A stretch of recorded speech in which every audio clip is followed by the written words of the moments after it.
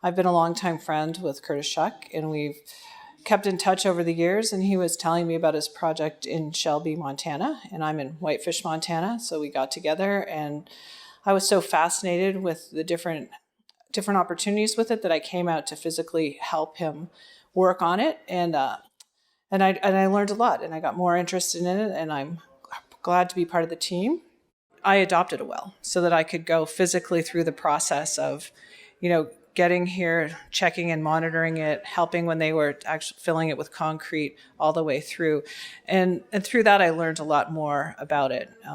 I'm now learning more about carbon offsets, and that's my next chapter of growth. But it's been a wonderful opportunity for me to have worked in the company, in my corporate world for 30 years now, to do something to give back. And more than just the initial volunteering, adopting a well, and joining the board of the Well Done Foundation, Kerri continues to be an advocate and a hands-on volunteer. She and her family arrived on Friday afternoon to see the new visitor center, which we'll cover in the next video. Saturday morning, we gathered at the visitor center for the morning safety briefing before making a convoy up to the field. The first order of business was installing the new flow chamber over another well to prepare it for monitoring. This included removing the excess pipes and top fittings from the well, taking an initial gas reading, and then taking a rough depth measurement using a fishing line and weight. 64, 85, 96. Try to feather it back up, and then it goes to over limit. Over limit's 100%, right? So this is just part of our initial due diligence to understand how far down we can go. We'll come back in with a surface rig to verify, but for now we just want to have a general idea of what we're dealing with.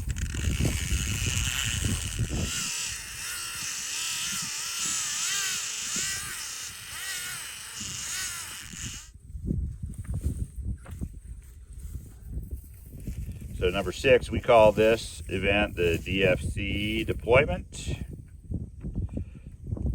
and our initial CH4 reading, again, is 100%. CH4, the depth, we got 1270, say minus 1,270 feet with the pole. After these are recorded, the flow chamber is placed over the well, and the new measurements are taken.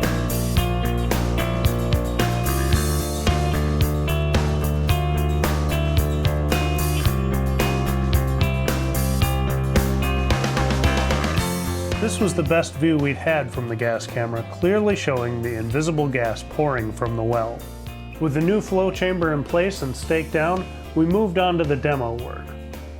All of the wells that are on this lease then had a gathering network or a little pipeline system that fed over to the tank battery, which is just right over here. Those big tanks. The big tanks, yeah. So all that fluid went into the tank battery. Now, of course, there was a combination of salt water and oil, and so they would separate the salt water in the first tank that it would go into, and the oil would come off the top, salt water would come off the bottom. Salt water then fed into, there's a big pit that's right over here. So that's why a lot of those ponds, like abandoned ponds, are salt covered. Yes, exactly. Yeah. Okay. And not much grows there, but little red plants. Yeah. Yeah.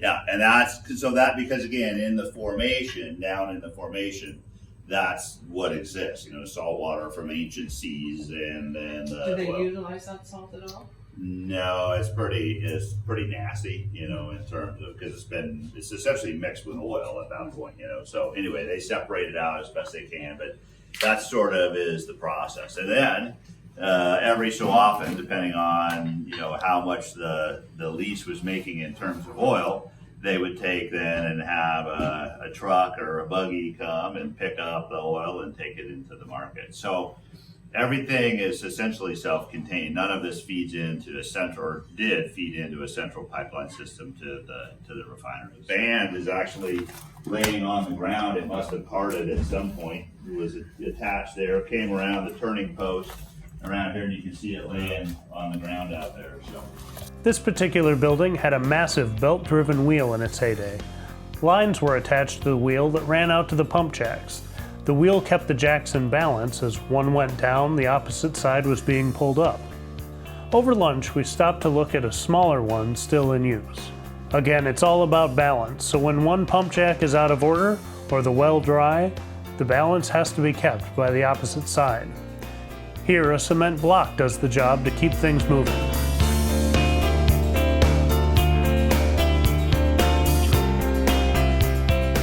Back in the demo building, it's a matter of saving anything that can be, or removing, recycling, or disposing of the rest. The work here was pretty self-explanatory, so I figured it was time for me to pitch in, only stopping occasionally to film a big moment here or there. As we work, I'll let Kerry explain a little bit more about why she's so passionate about the Well Done Foundation and what she thinks the opportunity is for other businesses and business leaders, as well as hear Curtis explain a little bit more about the donation process and costs. Horses, open spaces, things for the outdoors. I want to educate people in the outdoor industry and apparel industries on what they can do to offset their carbon footprint. So this was a wonderful opportunity. And it connected my passion for the outdoors, horses, and apparel into one perfect going forward, making the world a better place opportunity. My focus going forward is going to be connected with the apparel industry and talking to the outdoor industry about adoption. And I'm excited to be doing that and telling that story. But it's a great story that these brands can now attach themselves to. A lot of companies want to have a sustainability story, but they're not perfect. They're going to manufacture, they're going to get on airplanes, and by getting involved with adopting wells or other processes, they can actually neutralize those mistakes and be a positive company. So I think they really want to see opportunities to connect with that, and the Well Done Foundation is a great way to do it. We're just at the grassroots phase, and that's a fun phase in a company or in an organization because you have a lot of freedoms and a lot of opportunities. So we are hoping to get more people involved, especially younger people, because this is really for them. It's about creating a better future, keeping that snow on the mountains for skiing, which we're very passionate about, and helping to see that we have these wide open spaces. And the outdoor industry needs to be part of that because that's a big part of their business. So how can an outdoor company get involved? So it can be a tax write-off, or you can get involved with buying carbon offsets. So there's lots of just different customized programs we can create to help companies or individuals or teams work together with the Well Done Foundation. I'm really excited that the most recent well was adopted by a friend of mine and also a person I do business with in 10th Avenue in New York. And he's truly involved because of his passion to do the right thing and to see this grassroots operation get some energy behind it. So that's really what we're all about. Our adoption programs here in northern Montana range from $25,000 to $30,000. And it's really well specific. It depends on what the circumstances of the well are, because that includes all of the legal work that we do to acquire the well from the state, to bring the well in and bond it with the state of Montana, to monitor it for a 9+ month period, to come up with the plans, do the work, and then restore the surface so that it's beautiful farmland after after we're done here. And it's we have that leave no trace policy, and so that whole sort of all-in number varies from 25 to 30,000. And there again, like I mentioned, our average emission for each well. We're also updating our average cost per unit, if you would, as we're gathering more data from each well. It's all about multiples. We'd like to be able to get technology and make it more accessible and have more education and let people have more awareness of what's going on, and hopefully we can take this and grow it every year by larger and larger numbers and expand from where we're starting in Montana, the base, out to other areas. There's I think 20 states that are affected by orphan wells, and there's several million of them in the country. So awareness and looking at all of this is our plan. You get a sense for people when you work together, even for a short time. Coming from the world of events, I've worked with a lot of crews in the last 20 years, and I was incredibly impressed with the hands-on team effort. Everyone went about their work, no task too big or too small, just diligently moving forward to get the job done. Except for me, of course, because I had to cut out at 4 p.m. to make sure I'd have time to edit the teaser video for the Now You Know channel by Sunday morning. But by the time I left, the structure was down and being consolidated. The big equipment had been removed and anything savable had been piled. The giant wheel was exposed to the sky. There's more work ahead as they remove the slab, the wheel, the other buildings and tanks nearby. But the process has been started, and hopefully soon this will all be farmland once again. It's a long process to restore this land back to its natural state, and I'm glad to have been able to be just a small part of that.